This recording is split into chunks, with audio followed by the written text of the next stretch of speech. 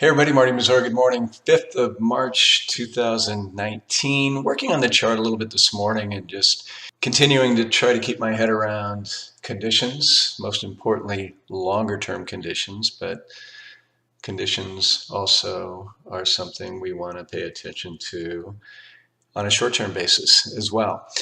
The chart in front of you is, of course, familiar. This is the principal one we've been using for weeks now. We talked about this level right here all the way back when we started reviewing this chart several weeks ago. We have what technicians call a triple top here, right at 2800, and sure enough, we have been struggling with that. Obviously, there's a different look here versus these other areas. This one stayed there for a bit, not at all here, not at all here. So clearly we're consolidating between the 2800 and well off of still the 200-day moving average. A couple of things I want to draw your attention to technically, and then I'll close with what I think is actually going on, because obviously something is concerning the market or short-term traders right in here. But first I want to talk about this 200-day moving average. It's beginning to slope higher. That is probably the most respected long-term trend indicator. When price is above and slope is upward, that's positive and it says good things about prospects for the market going forward. The fact that it stayed above the 200-day moving average for a number of days now is bullish, and the longer it stays there, the more bullish it becomes. I want to share with you from Chris Chivakos, the CCM market model purveyor, from his weekly commentary. He's done an analysis on periods where the 200-day moving average is reclaimed, where the prices move back above it for the S&P 500 after a 15 to 30% drop, which is what we realized, which was 19.88 to be exact, from September 21st to December 24th. When we experienced that drop, and then the S&P comes back and recaptures the 200-day moving average and stays there for 9 consecutive days. Historically, since 1950, 1 year after, again, this kind of drop, 9 consecutive days higher. The S&P average return 17.1%, median return 16.35. 2-year results, all but one case, the market was nicely higher with a very high average and median return. So clearly history, at least the history of price trends and this moving average indicator, suggests that odds are in the favor of those who stay the course right here.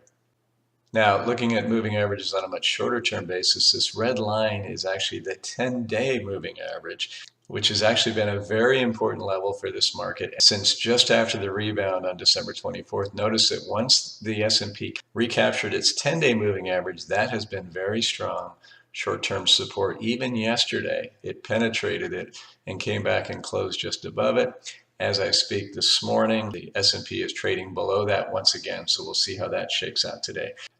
While that's a very short-term look and we could easily sit below that for a few days and it wouldn't mean a whole lot, I do think to technicians this 200-day moving average is going to be very important. If we test that and we bounce off of that hard, I think we could see new money coming in.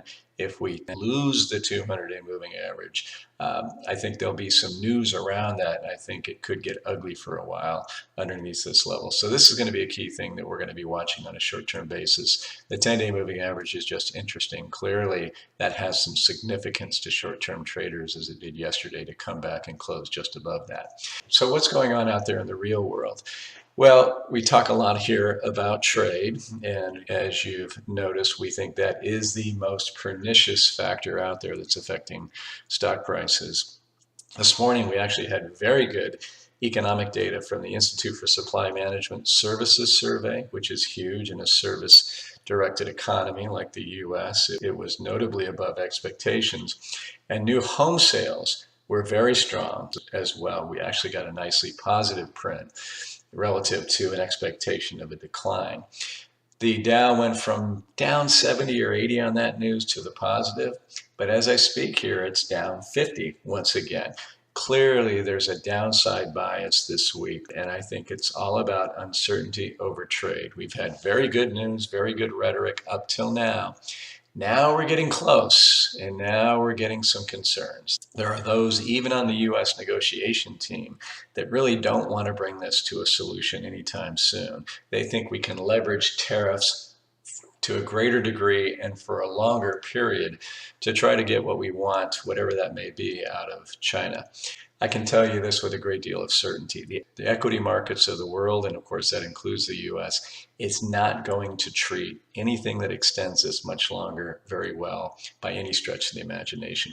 And as I've been harping on here of late, if we go from playing hardball and then agreeing with China to playing hardball with the rest of the world, I think that attitude toward trade for much longer is going to see us testing these 1224 lows. I suspect that if that happens, that'll be another huge wake-up call to the powers that be, that we need to get friendly on trade going forward and get on to more important, more pressing needs.